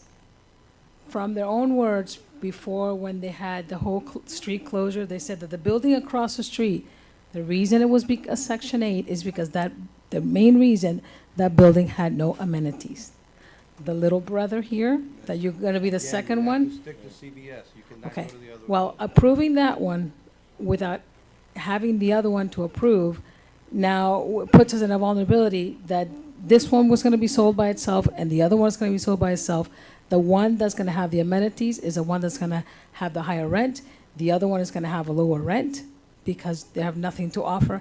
There's nothing, when you sell the two, you can then mandate the CVS property, allow amenities to be shared with the other one. They're two distinct properties, two distinct addresses. This is an alarm for me. And I probably have nothing to say other than speak my mind, because I've been here for many, many, many years. I've been here since before Andrew. Okay, this is a wonderful city to live in. It is a small mentality. Listen, Hurricane Irene, Juan, you did a wonderful job. I drove around Miami-Dade County, and the city of West Miami had everything clean. You did an awesome job. I know Michael already complimented you, but I was proud driving through the city and seeing everything cleaned up. I was proud to see all the workers out there. The nice thing about the city of West Miami is a small town mentality. I wave at the police officer, I wave at the public works guys. They are part of the family. You don't feel like they're doing you a favor. They're part of the community. I want to make sure that this city continues in that same. And I understand there's money to be made, and I want to see improvements, but I also want improvement where there's a buffer between these beautiful buildings and the residential side. We need the buffer. We need that step-down approach. It looks beautiful in the other areas that they've done it. We don't have it here, and it concerns me. We need that step-down approach.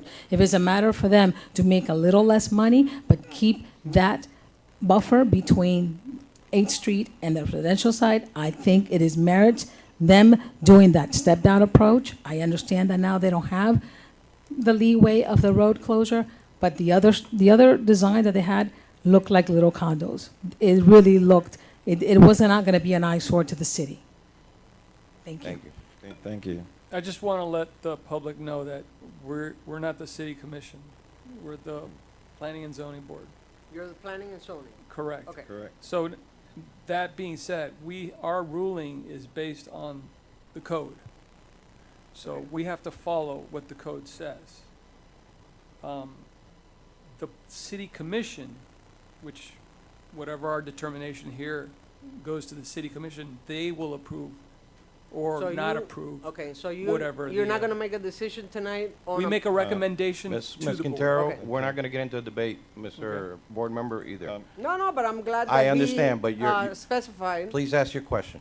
Okay, my name is Lillian Quintero. One thing, you said you notified 500 people. Why don't you show me the signatures on all those receipts or the ones that could not be delivered? Because I knocked door to door and people had Ms. not received Quintero, any Ms. notification. Quintero, we're not gonna challenge Okay. our No. notification tonight. No, but I'm If you wish, saying- you could file a public records request, and we'll be Okay. glad to give you a copy of it. Perfect. Another thing, the building that goes on CBS, the front is live-in work. Live work units. Exactly. Whenever you have any type of business, you have people coming over. If the units have one parking per unit, which is not enough for the residents that Ms. are gonna be Quintero, occupying that's your it. opinion. The plan has the required Okay, parking. but you The told me plan to get has to the point. required parking. Well, not in. The plan has the required parking. If you wish to change the law, you need to solicit a commissioner and change Okay, the law. but I mean, it's The not. plan has the required Okay, but parking. if it's commercial, you have people coming over. The plan has the required parking, Ms. Yeah, Quintero. that's Okay. How your many times do opinion. I have to state the same Okay, question? that's your opinion. No, that's not my that opinion. That is is- the observation of the plans. Well, Okay? Thank you. Your time is up. Okay, Ms. Quintero, thank you, ma'am. all right. The public hearing now is closed. As Board Member Gilberto Gonzalez mentioned, we are a board of recommendation. We are not the county commission. We are not elected officials. We are not public servants per se. We are pretty much just volunteers. Again, like Mr. Gonzalez said, we're only here to listen and make a recommendation whether or not the project as proposed meets the code as was or is written, the West Miami Code. All indications and all testimony is that the project does meet all the codes. The applicant is not requesting any variances for setbacks or size or parking or anything of that sort. That being said, I'm going to make a motion to approve this project. If any residents wish, they definitely have the opportunity to bring it up when this gets to the commission level. You certainly can voice your concerns at that particular time. Okay, I made a motion. Any second?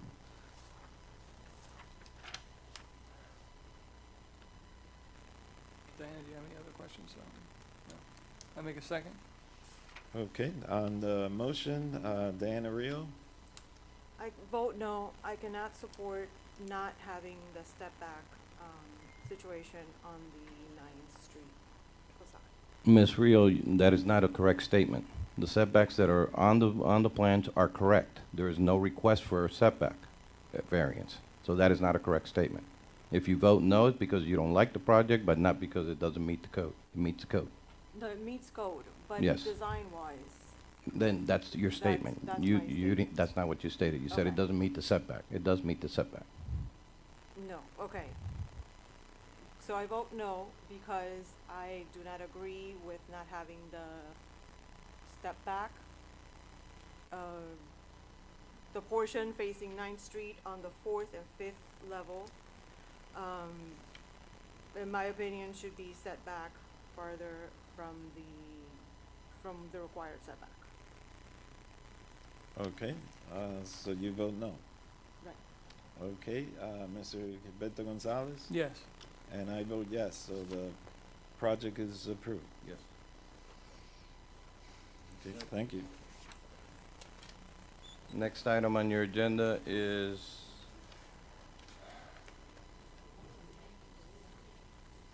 public hearing, agenda item number 2, Celeste Alameda, 6290 Southwest 8th Street. Property, West Miami, Florida. Applicant is requesting a special use permit for a planned development for the property at 6290 Southwest 8th Street, Miami, Florida. The property of 6290 Southwest 8th Street totals 95 feet wide by 201 feet long. The total acreage for the parcel is .0375 for commercial, and the total acreage for the R5 off-street parking commercial is 0.2726 for a combined total acreage of 0.5801. The parcels of land are within the mixed-use corridor. The applicant is requesting to build an 8-story building on the front parcel and a 5-story building on the rear parcel, surrounding the 2-story parking garage and 1 underground level. The building consists of 90 residential units, of which 30 live-work units are live-work units, with a total square footage of 60,000 square feet. Zoning ordinance 282, section 2B, 4.23, 4.3, 4.32-4, ordinance 2014-01. Again, this notification was sent to 500 radius feet around the property and published in the Daily Business Review.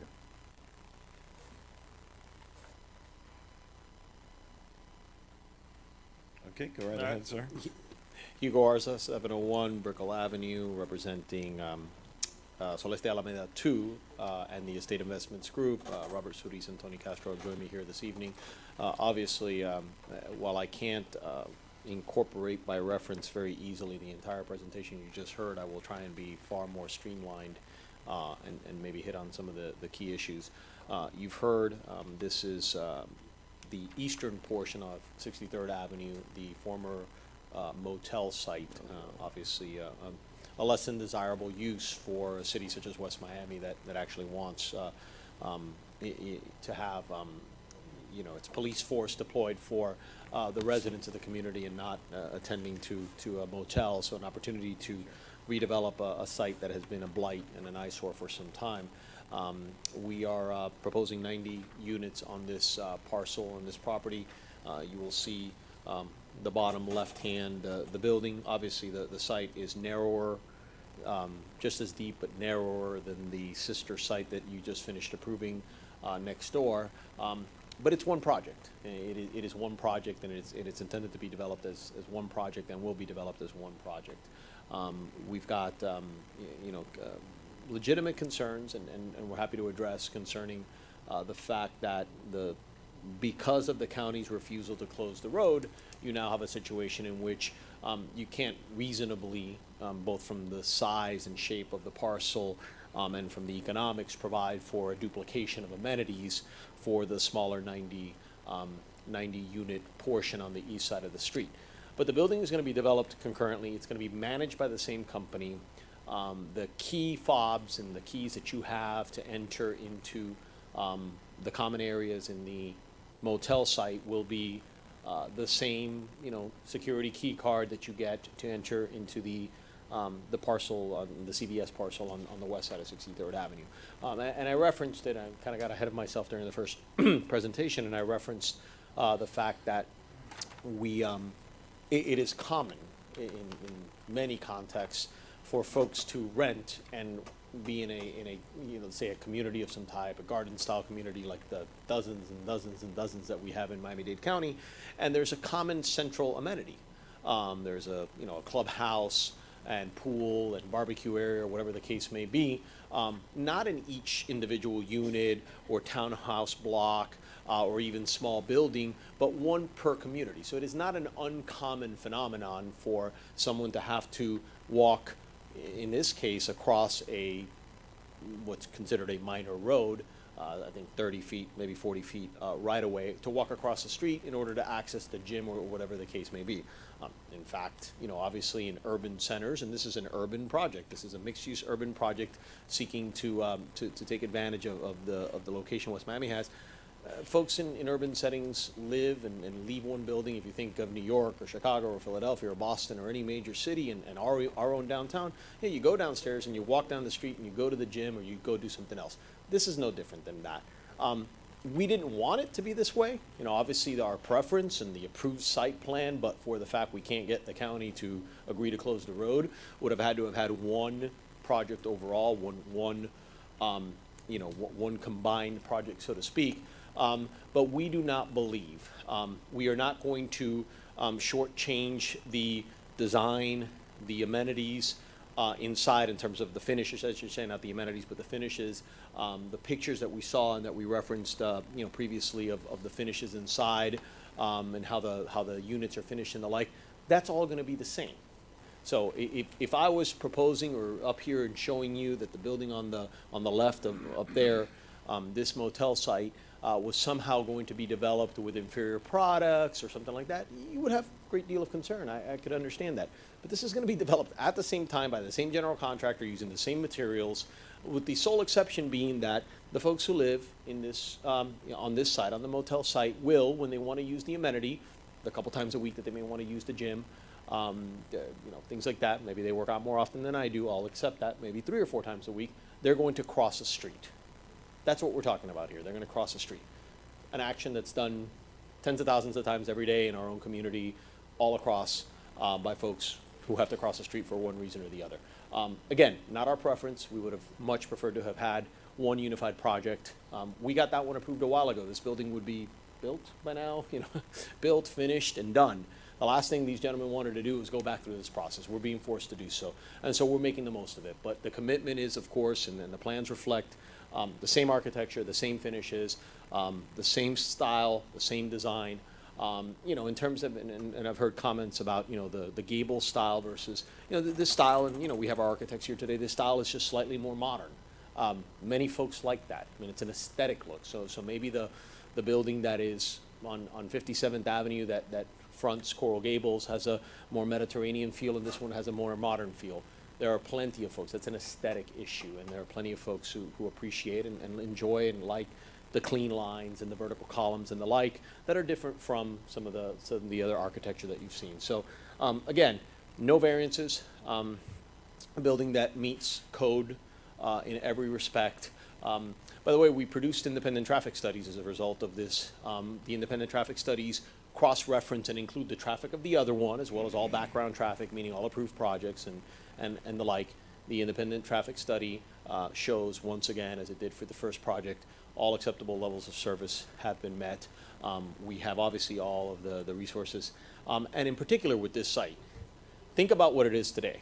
I mean, what it was. This was a by-the-hour motel with 100 and some odd, and we took it down now, but 100 and some odd combined police visits for serious crimes a year.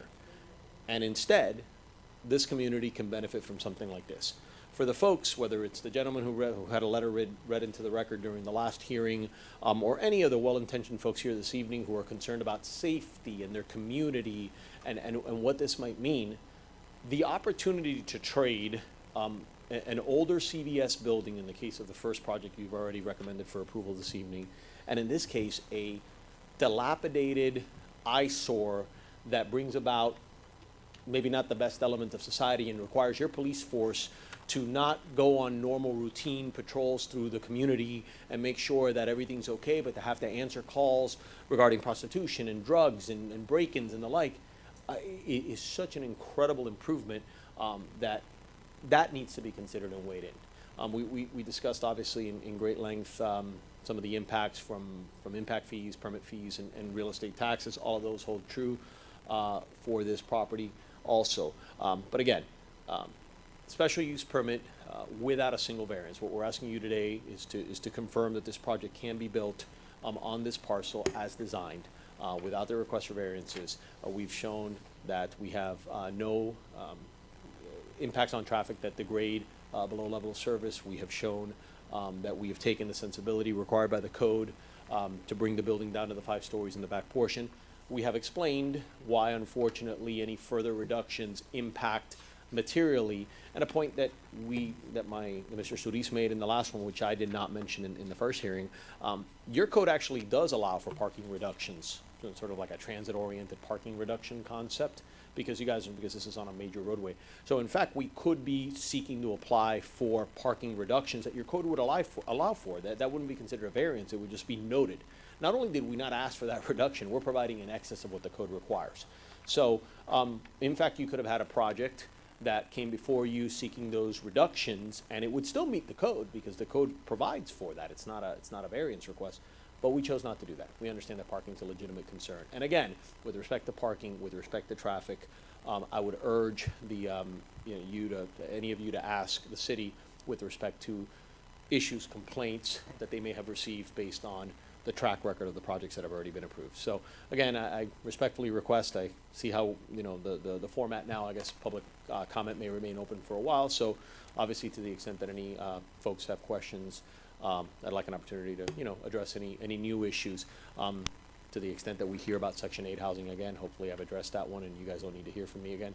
But again, we encourage your recommendation of approval for a special use permit, and happy to answer any questions you may have. I have a quick question. Could you describe exactly what a live-work unit is for the benefit of the public? Yes, so a live-work unit is a unit that's designed in a way so that a lot of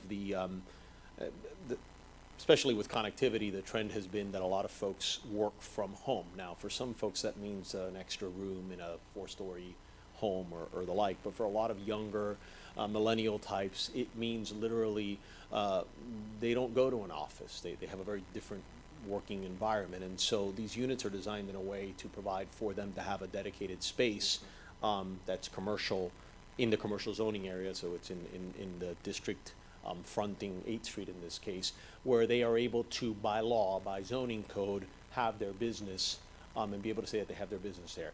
Historically and typically, you're not going to have folks who are going to operate intensive car businesses. I mean, no one's going to run, a clothing store from there or something of that nature. What you're going to see is a lot more of folks that are going to, have their office, or they work, on their computer and the like, and so we design them in a way for them to have a space that they can dedicate for that and still have a space that they can live in.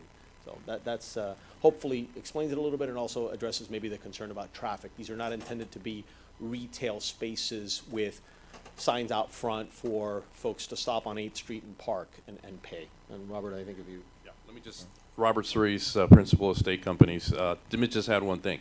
There's a current ordinance that restricts the type of uses so that we can literally eliminate the visits from people outside. So the types of businesses that are allowed in that space are businesses that don't generate traffic. We ourselves can actually impose stricter guidelines to our tenants, because the intent is not to have businesses that are bringing strangers. Security for our tenants is a critical component, because when you're in this type of environment in the urban core, there's always people that can actually try to get into the building and try to break in and so forth. So security is key. Therefore, we want to limit the number of people that are not tenants coming to the building. So live-work units have the ability to get an occupational license, which is important to a lot of people that work from home that need to conduct business with a governmental agency or whoever it is that's requiring the right type of documentation, occupational license and so forth for the business. They'll be able to do that in these units. But again, the use is very restrictive, not just with your ordinance, but it's restrictive within our rules and regulations and who we lease units to. So, that addresses the parking issue significantly. We have not had a problem with people coming outside in our other buildings, which have the same live-you-work use. So, in a nutshell, that's the explanation. Okay, thank you. Very good explanation. Okay, we're gonna, no questions? We're- Okay, I'm sorry. go ahead. Can I ask, Mr. Peña, would they be allowed to have signage, say, you know, it's an accountant? Would they be allowed to have signage on their windows or their doors or anything? Live work units are Yeah. restricted by ordinance. They have no signage. They have It's an integral part of the building. Okay, we'll go ahead and open up the public hearing. It is 9:15 PM. If anybody wants to speak on this particular item, please go right ahead. Remember name and address for the record. Yes, Mike Smart, 901 Southwest 63rd Avenue. I'm a little at odds with my wife, so I might be one of your first applicants when this place opens up. With that said, I have two questions. One, which was not really, I think, answered before, which is, can the building that we're talking about right now be sold separately than the other? That's number one. Number two, it's been said that you cannot put any form of bridge connection from one building to the other. Is that a complete dead issue? Can it be revisited to the county with maybe some more emphasis? Because I think structurally it would look very good and it would look like the buildings are connected and part of one. If it can't be done that way, can it be done where you do something on the street level? Where it's paving, whether it's some pretty signage that goes on the side of the road. So in that way, it looks like it's connected. And basically, those are my two questions. Thank you. Okay, thank you. You'll get a chance Anybody to else? answer that. Anybody else?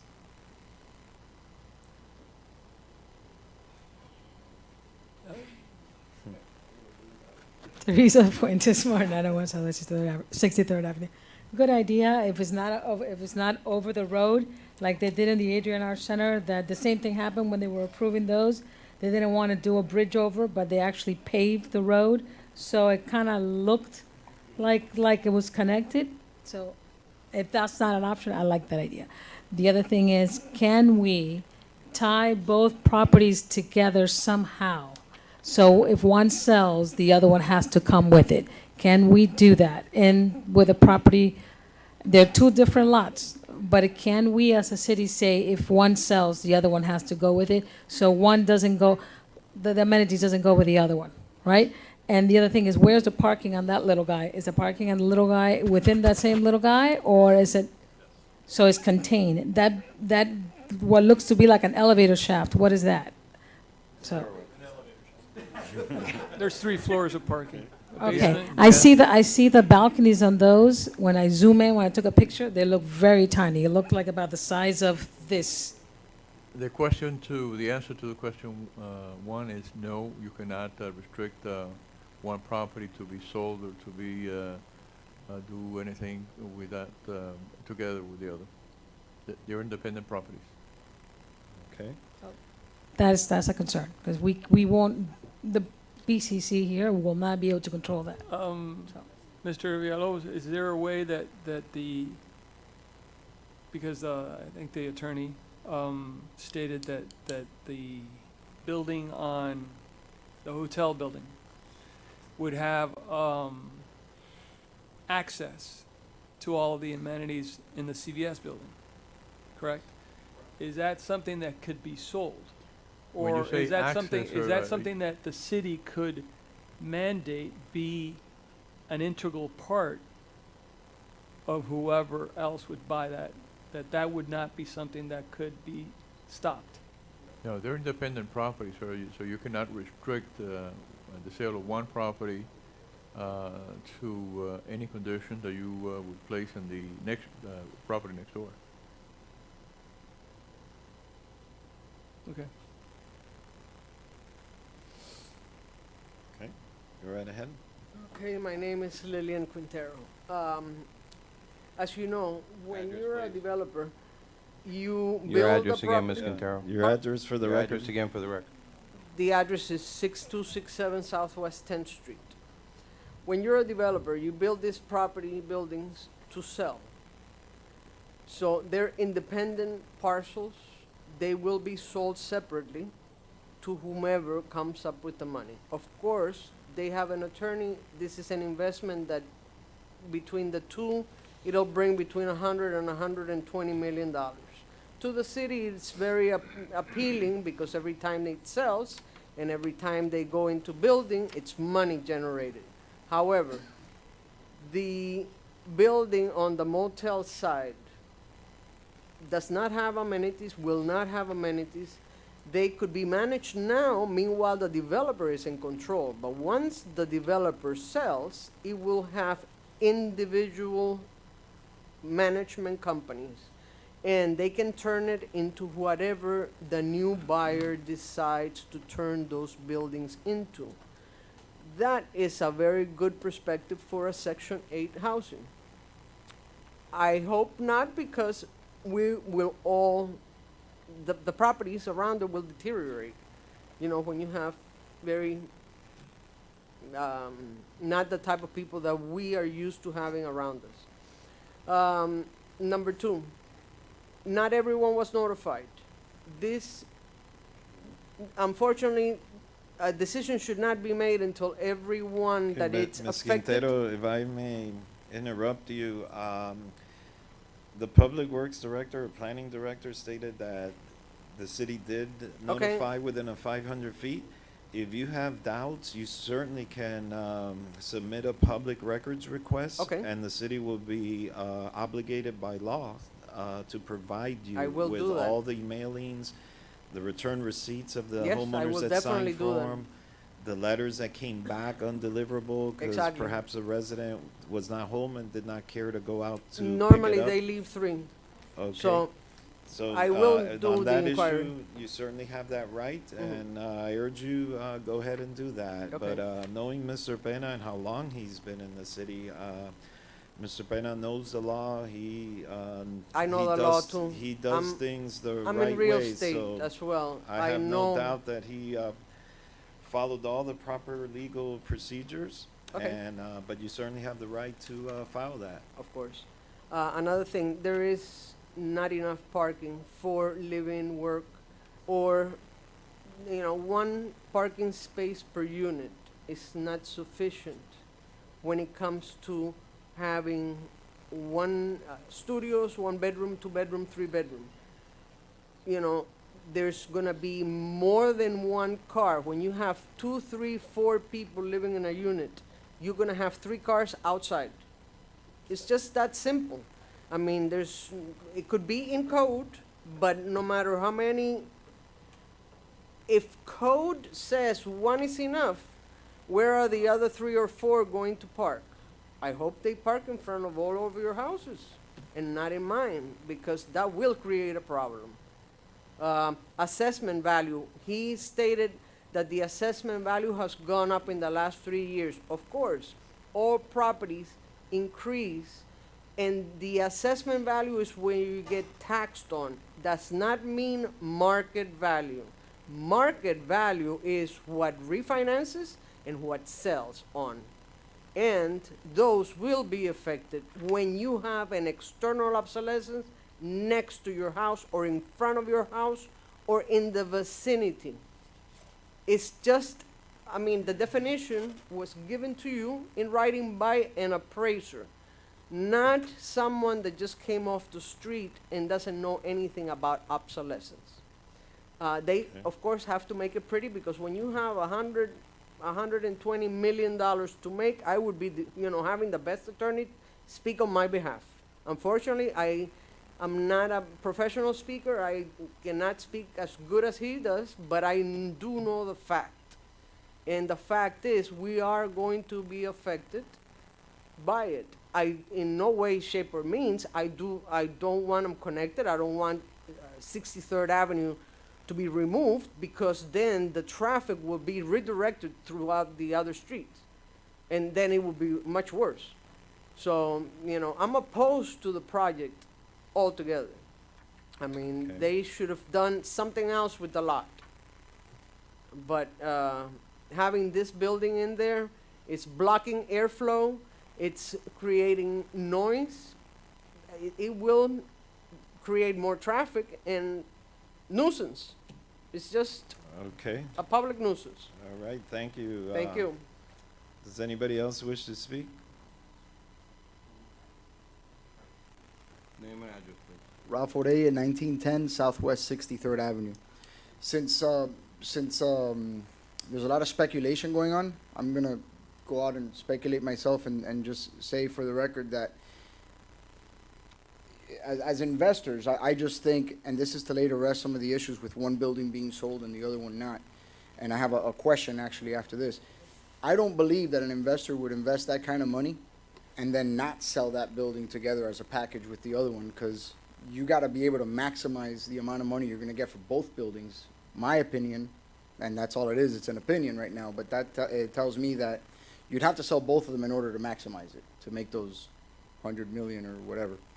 You'd have to sell those two. Now, my second question is to, not to like force anybody's hand or anything like that, but my second question would be, is there anything that could be done and placed on the deed itself of each property, kind of like a restrictive covenant on the deed that would make it so both have to be sold together? That's more of I know you already answered it, you said no, but I just had that thought of the restrictive covenant, if that is something that could be done No. on a deed of a property. I know it's already been Mr. recorded. Reyes, when you get a restrictive covenant or any type of restriction on the property, it is due to the fact that the applicant is requesting a variance.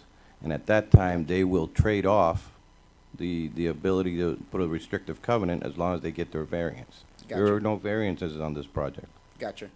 Okay, thank you for the clarification on that. And lastly, since we keep hearing about the whole Section 8 thing, and we keep hearing how nice of a project you all are gonna build out here, how about friendly challenge? Why don't you guys offer to allow the citizens of the city of West Miami to tour one of the properties that you've already built? Through the chair, sir. Oh, my apologies. Go right ahead, Mr. Villalobos. A friendly challenge then to the I'm sorry. developers to allow, or to invite rather, for a field trip of some sorts, to go to the properties, that, pick a day and, give us some notice and have people go there and look at it so that you can see with your own eyes what it is that's actually being built. We have a lot of pretty pictures, a lot of pretty renderings, but to actually show it, and maybe that'll help alleviate a lot of the trepidation that some people have with regards to these projects. Thank you very much. Oh, thank you. I would say regarding what you just mentioned, that really is available at any time. Just walk into the rental office and say you want to rent a unit. They'll give you the grand tour, and you can see for yourself. You don't need a special invitation or anything like that. I myself did it on the 57th Avenue. I just walked right on in and acted like I wanted to rent a unit and got the grand tour. And it was really impressive what I saw, I must say. Okay, go right ahead, sir. Good evening. Ricardo Gamez, 6111 Southwest 13th Street. I've lived here all my life. My grandfather bought the house that's going to be right next to, I'm talking about not even, I don't think there's 5 feet from the motel where this one's going to be built. And you heard my father speak a little while ago. I think he was confused. He thought we were talking about the CVS building. Anything's gonna be better than that motel because I grew up next to it and it was horrible. And I know that Mike lives cleaning it, around it. You find condoms, you name it, drugs. It's disgusting. I know that they own the land now. Obviously, they're going to build whatever it is. If it's code accepted, it can be done. I'm just hoping that, we keep the morale of this city, in protection of what's gonna go on here now. Because it is gonna change the residents that are right next to it. I mean, it really is, wherever you live right now, they came and put a high-rise right next to it. I mean, let's really see that for our own eyes. I fear for my parents, their health, the house safety as cranes. I mean, I'm sure there's gonna be cranes, correct? I mean, it's just common sense. Again, I wanna say anything's gonna be better than the motel. Hook, line, and sinker. All right, I wish they would have built homes, is what my common sense would have been.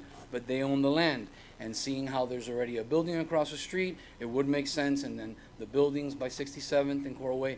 But we really need, and what you said, I think that there should be more of maybe another type of site meeting or something, because again, I don't know if I want it to be a building, I just want something that isn't a motel.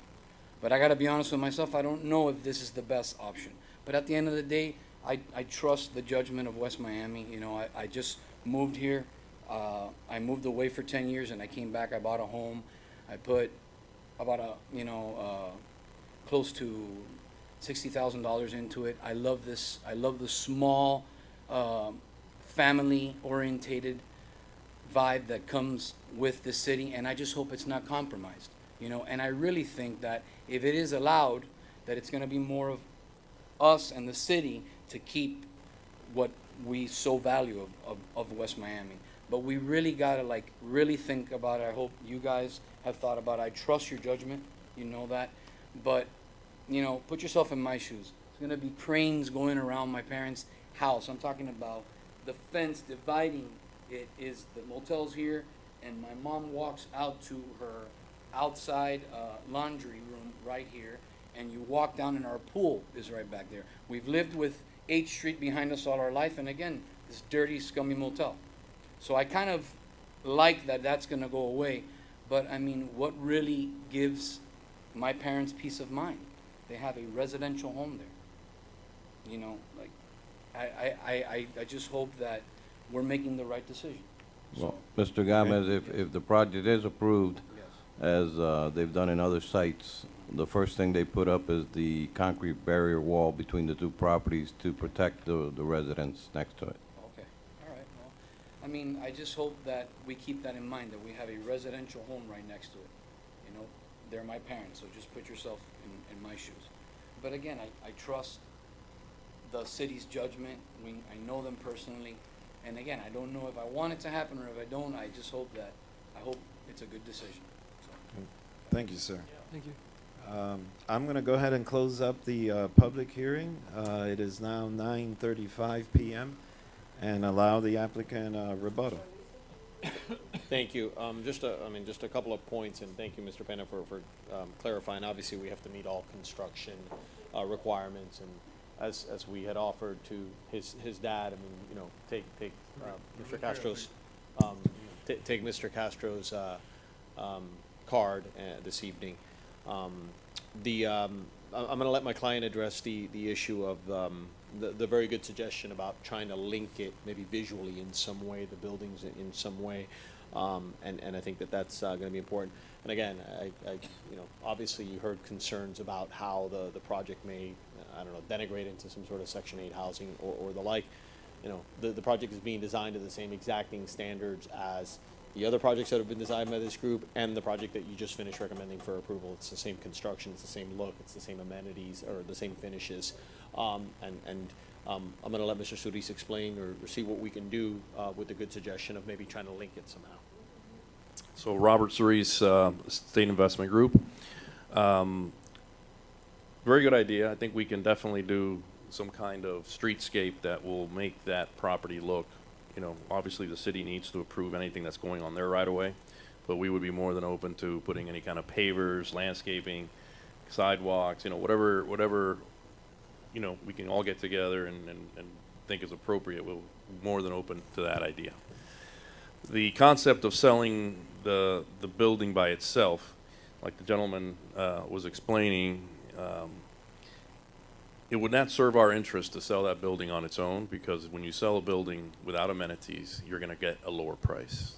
So there is no, our business plan is to sell this as one project, because we're going to get a much higher blended price for that product if it's sold together. So, you know, in my lifetime, what I've always seen that works really well is economics.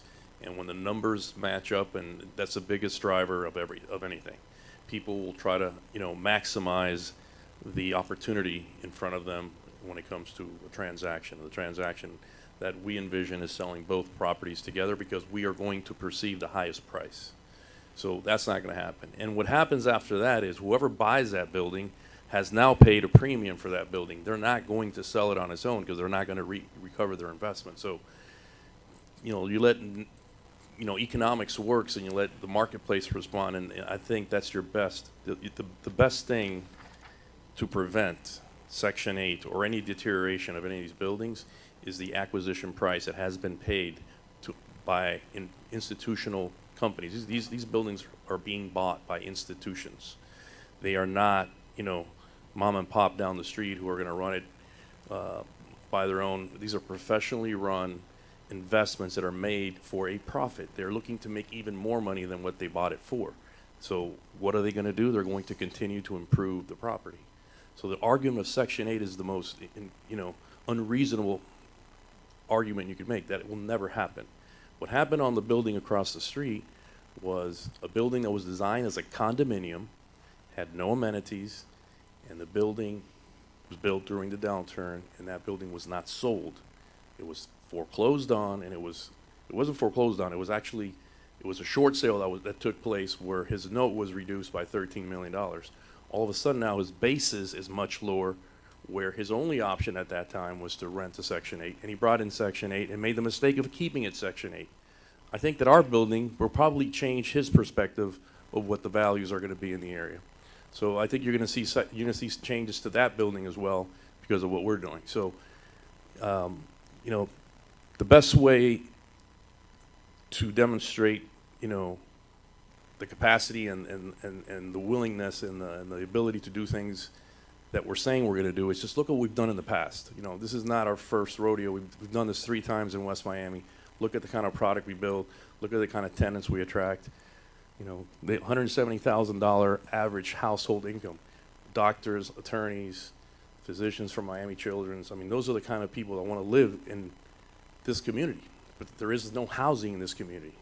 Most of the housing in this community is very old and has been dated. And by the way, a lot of the homes in this community are being rented currently, which is going to change. People are starting to buy those homes, and property values are going up. So everything that we are doing is to improve our investment. And how do we improve our investment? By improving the city, the properties around us, and everything that we're doing. So that is, I think that's the best insurance that the city could have that this is going to be successful. And it's like I said, it's going to be the 4th building that we're going to be hopefully building in West Miami. Was there something else you wanted? Okay. All right. Thank you. Mr. Solis, I've got a question for you, unless he could answer. Is there any way that, and I'm looking at the 6th floor plan, is there any way that you could stick in a pool in that area? No, there's no way to fit it in.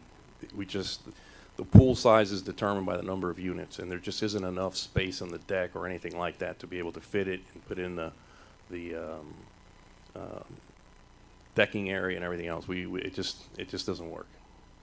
So this is not unusual. It's done a lot, and especially in this type of property where an assemblage is done and there's a street in the middle, and so you create a lot of pathways and a lot of communication between one property and the other. Garden style properties, you have the clubhouse and the pool, but it may be 20 acres worth of buildings, and everybody kind of commutes to the pool area and the common area. This is the same thing here. The gym, the pool, all the amenities are in that first building on the CVS. And our path of access is through 8th Street. So we didn't do it through the back. We made sure it was in the front and on the commercial side. So we would restrict traffic, pedestrian traffic on the back. So we've taken every precaution we can to make sure it works. And one of the things we do in our properties, we have very strict rules, and our tenants abide by those rules. We have noise rules, we have party rules, these are professionally run buildings. We don't have those problems anywhere else. And the best example is, listen to some of the older hearings that we've had. We've had our neighbors who were proponents against us when we first started, and now are our best proponents because they lived it. Yeah, they went through the construction. The construction is a painful experience for everybody. But all the crime, all the vagrants, all the loitering, all that is gone. They have a clean, neighborhood where property values are going up. People get inspired to fix their homes, to fix their landscaping, because that commercial corridor here in West Miami was very, very unattractive, and it was attracting a lot of the wrong type of folks. And so those are our best proponents, the people that live around our existing buildings. So I encourage anybody here to speak to those people. Don't take my word for it. You can knock on their doors, talk to the guys right behind them, and anybody is welcome to go see any of our buildings. It's an open door, so anybody who wants to walk in, it's perfectly fine anytime. So I encourage that as well. A lot of people don't know what's actually in those buildings. They only see the outside. So thank you very much. Thank you. Okay. Nothing That else, it? thank you. Okay, thank you. Okay, any comments from the board?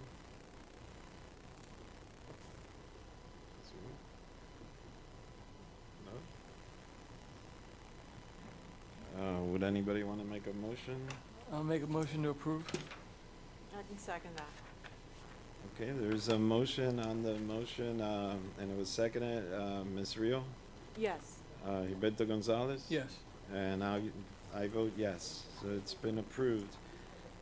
And Mr. Pena, please take up their offer of trying somehow by pavers or somehow combining them visually, if you Mis- can. Mr. Chair, the city's willing to do any improvements to streets to make them nicer, enhance them. However, the state of Florida and Miami-Dade County are very restrictive on what materials go down on the street.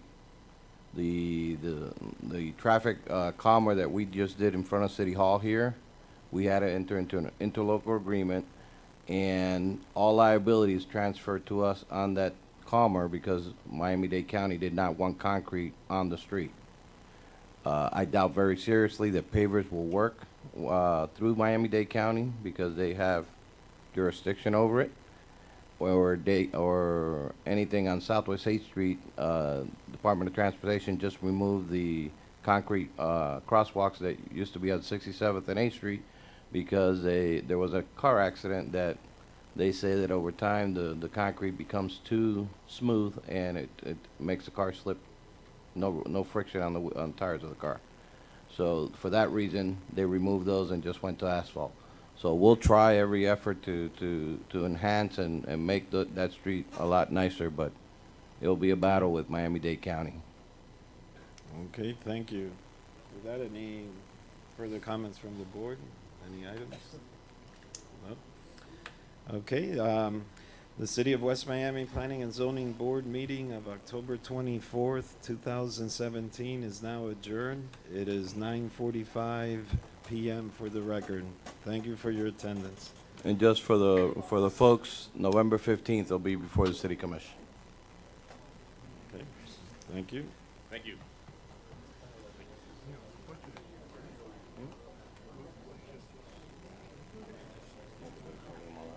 Or transfer the liability to the city. Because they got studies. So, listen, I don't see how Phil was able to use Miracle Mile because it was a three-way roadway and now it's two-way. How did they reduce that and not affect traffic? But then again, I guess we don't have strong enough lobbyists in the county.